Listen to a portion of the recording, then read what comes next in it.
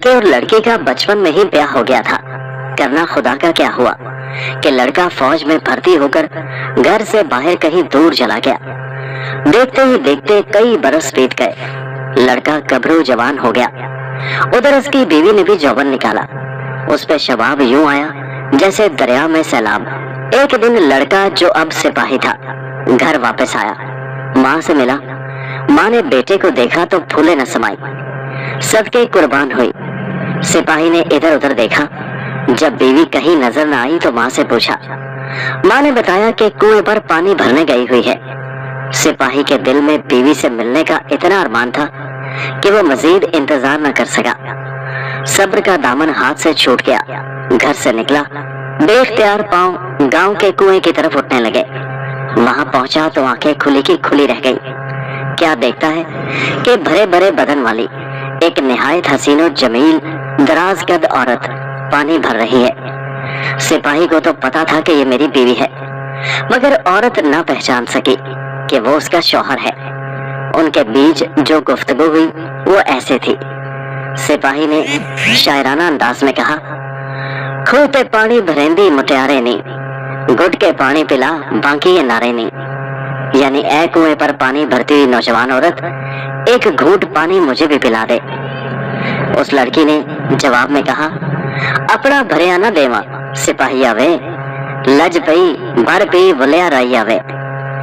यानी अपना भरा हुआ पानी में तुम्हें नहीं दे सकती है सिपाही, ये रस्सी पड़ी है, खुद भर के पानी पी लो ऐ भूले हुए मुसाफिर। सिपाही ने ये सुना तो कहने लगा, गड़ा देवा तेरा भन मुटियारे नी, लज दे करा टोटे चार बाकी ये नारे नी। यानी तेरा घड़ा तोड़ डालूं ऐ नौजवान औरत, रस्सी के 4 टुकड़े कर दूं ऐ बाकी नार। औरत ने ये सुनकर कहा, गड़ा बचे कुमारां दा सिपाही आवे, लज टके दी डोर मैं तेरी महरम ना। यानी घड़ा तो कुम्हारों का टूटेगा है सिपाही, और लज तो टके की डोर है, मैं तेरी महरम नहीं, यानी मैं तुझे नहीं जानती।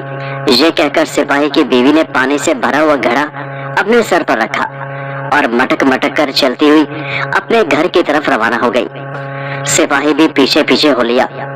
जब वो घर पहुंची तो सास बहू में ये गुफ्तगू हुई। सास कहने लगी, सुबह वेले दी गई सुन नू अड़िए, आई आई शामा पा बोलिए नू अड़िए। यानी सुबह के वक्त से गई हुई ऐ बहू सुन, शाम हो गई है, अब आई है तू ऐ भोली बहू।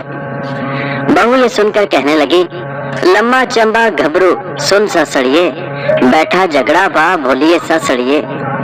यानी एक दराज कद घबरू नौजवान, ऐ सास मेरी बात सुन, उस नौजवान ने मेरे साथ खामखा झगड़ा किया ऐ मेरी भोली सास। सास ने कहा, मेरा ते लगदा पुत्र सुन नू अड़िए, तेरा ते लगदा कूंठ भोलिए नू अड़िए। यानी मेरा तो वो बेटा लगता है ऐ मेरी बहू सुन, तेरा तो वो खामन लगता है ऐ भोली बहू। बार छन्ना दूध दा सुन नू अड़िए, जाके कूंठ मंडा भोलिए नू अड़िए। यानी दूध से भर बर्तन और ऐ बहू सुन, जाके अपने खामन को मना के ला। जब बहू को सास की जुबानी पता चला कि कुएं पर जिस सिपाही से झगड़ा हुआ था वो असल में उसका शौहर है, तो वो खुशी से बाग बाग हो गई। साल हर साल से जिसका इंतजार कर रही थी, आखिर वो आन मिला था। इतने में सिपाही भी घर में दाखिल हो गया। शौहर से आंखें चार हुई तो बीवी के गाल शर्म से सुर्ख हो गए। उधर सिपाही का मुंह फूला हुआ था। सास ने पिया को मनाने की तरकीब पहले ही बता रखी थी। चुनाचे बीवी ने कांसी के बर्तन में दूध डाला और शर्माते लजाते शौहर को पेश किया। इस मौका पर उन तीनों शौहर, बीवी और सास में जो गुफ्तगू हुई वो सुनिए। सिपाही कहने लगा, तेरा लियांदा ना पीवा मुटियारे नी, खूह वाली गल सुना बाकी ये नारे नी, कि तुम्हारा लाया हुआ मैं ना पीऊंगा ऐ नौजवान औरत, जरा कुएं वाली बात तो सुनाओ ऐ बाकी नार। बीवी ये सुनकर बोली, 100 गुना मैनू रब बख्शे सिपाही आवे, एक बख्शेगा तू ते मैं तेरी महरम हुई। मतलब कि रब मुझे 100 गुना बख्श देगा ऐ सिपाही, अगर तू एक बख्श देगा तो मैं तेरी महरम हो जाऊंगी। जब सिपाही की माँ ने ये सुना तो वो भी बहू की हिमायत पर तैयार हो गई। बेटे को बहू की गलती माफ करने की सिफारिश करने लगी। साथ ही शौहर को मनाने के लिए बहू को मशवरे देने लगी। सिपाही की माँ बोली, नेकी होंदी नू छड़ गया सिपाही आवे, हूण हुई मुटियार ते हूण तेरी महरम हुई कि तेरी बीवी छोटी सी थी जब तू इसे छोड़कर चला गया था। ऐसे भाई अब ये जवान हो गई है और तेरी महरम हो गई है। सत्ता रंगा दा खाना पका बोलिए नू अड़िए, बै के खाना खिला बोलिए नू अड़िए। यानी सास कह रही थी कि 7 रंगों का खाना पका ऐ भोली बहू, और बैठ के अपने खावन को खाना खिला ऐ भोली बहू।